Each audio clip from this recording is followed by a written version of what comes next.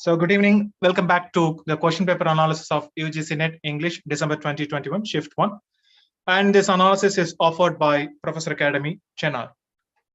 And today we are going to discuss questions from 56 to 60.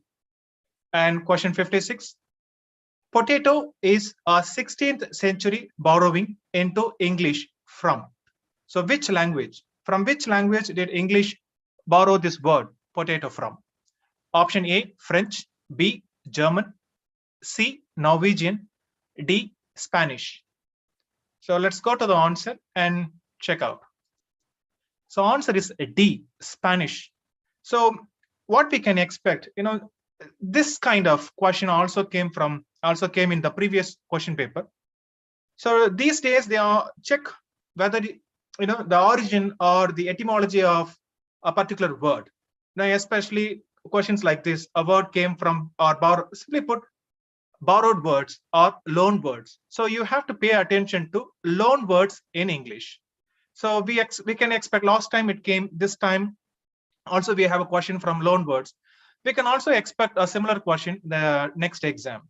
So what we can do, let's look at some more words borrowed from Spanish and other languages. From Spanish, we get, English borrowed these words and also other words from Spanish. We have tomato, potato, chocolate, cockroach, mosquito, salsa, dance. Then let's see some of the words borrowed from French. We have buffet or buffet, then champagne, déjà vu, fiancé, rendezvous. Rendezvous is a arranged meeting or a meeting between pair of lovers. Then we have German. From German, English borrowed hamburger, kindergarten, leitmotif, which is a device or kind of a recurrent element in literature. Then waltz, dance form. Then zeitgeist, Z-E-I-T-G-E-I-S-T, zeitgeist, which refers to the spirit of the age. Right? Then we have Norwegian. From Norwegian, we have a lot of words borrowed from Norwegian. So here are few. Fjord, F-J-O-R-D, fjord. Then hug. Hug is a very common word borrowed from Norwegian. Then we have lemming, a kind of a rat or a rodent animal. Then we have quisling, Q-U-I-S-L-I-N-G. Quisling refers to a traitor, one who betrays on one's own country or someone. So it is named after a general, an army officer. So it's a kind of an euphonymous word. Then we have ski. It is also from Norwegian. So what you can do next, so you can check out or make a list of words borrowed from other languages. All right. Then let's go to the next question. Question number 57. In Noam Chomsky's definition of grammar, which two features are drawn from mathematics? You have four statements or four words here. Capital A, complexity. B, abstraction. C, transformation. D, generation. Then let's go for the options. Option A and B only. In a sense, complexity and abstraction only. Option B, A and C only. Then option C, B and D only. Then option D, C and D only. I would say this is rather a straightforward question because whenever we read about Noam Chomsky, one of the great linguists, we know this grammar, right? It's called transformational-generative grammar. So the answer is a very straightforward one in the sense option D, C and D only, transformation and generation only.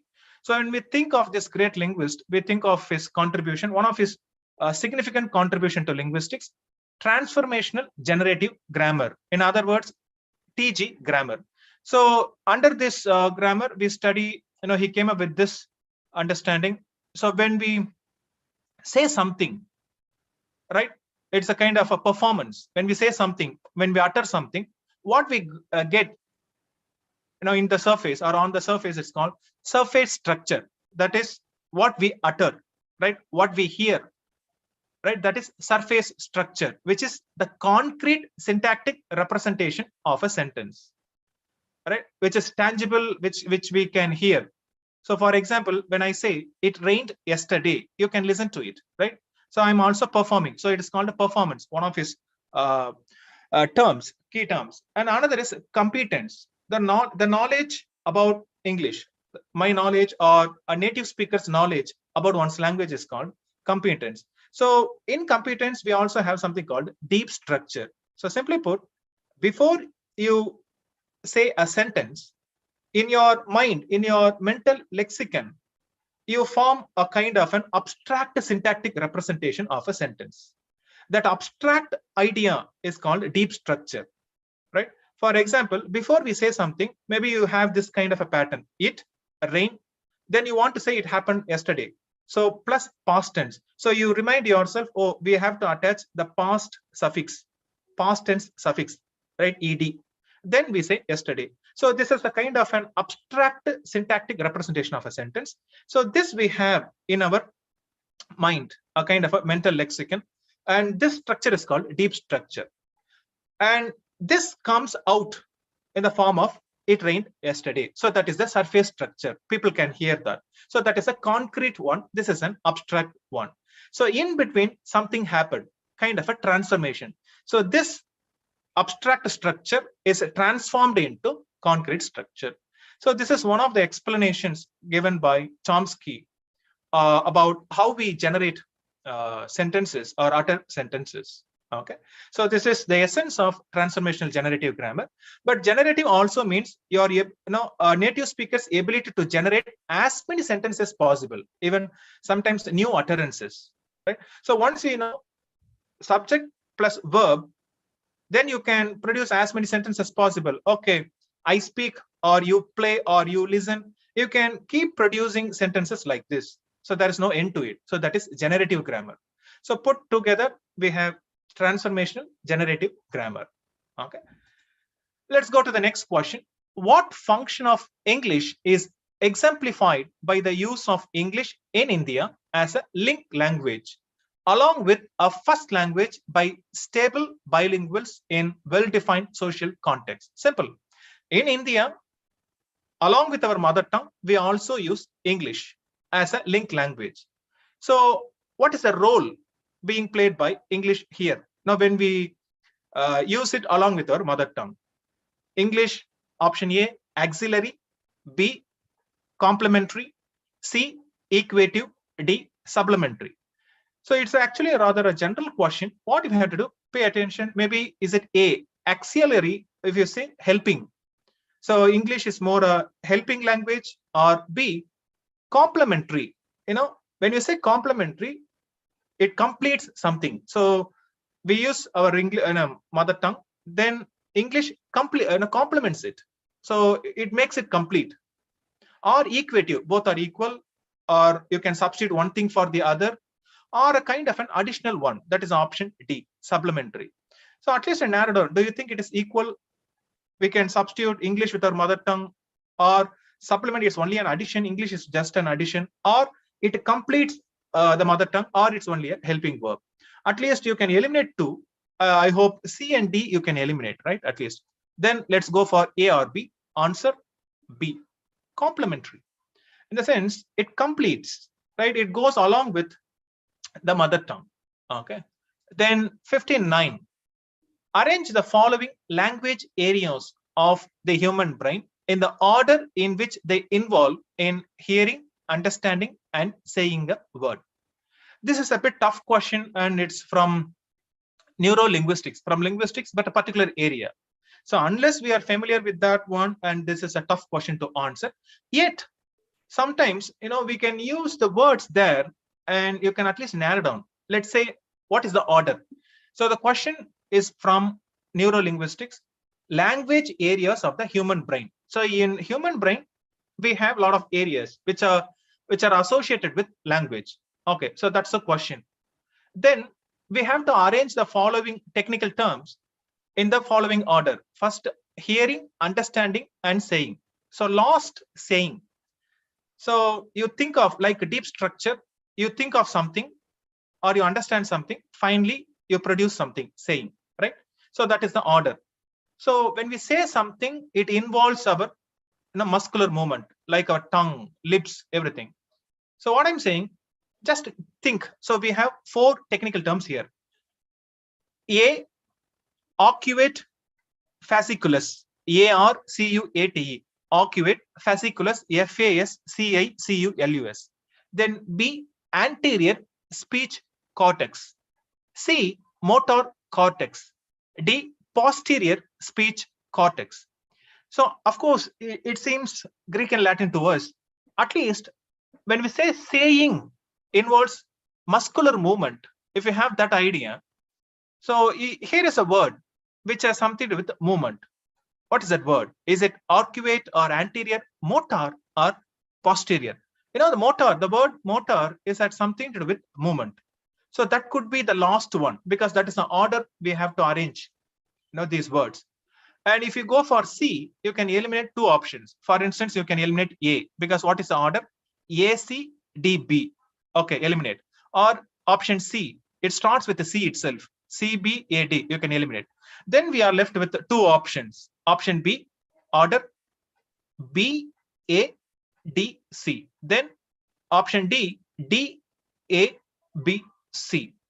So either B or D. So this is how sometimes, even without knowing about the topic, you can eliminate options and you can narrow down these options to two. Answer is D, DABC. We will come back to this question again, you know, after looking at these terms. Then you may find this easy. Okay. The question is from Neurolinguistics, one of the branches of linguistics, not a core branch, but kind of a sub branch. When we say neurolinguistics, is a study of the relationship between language and the human brain.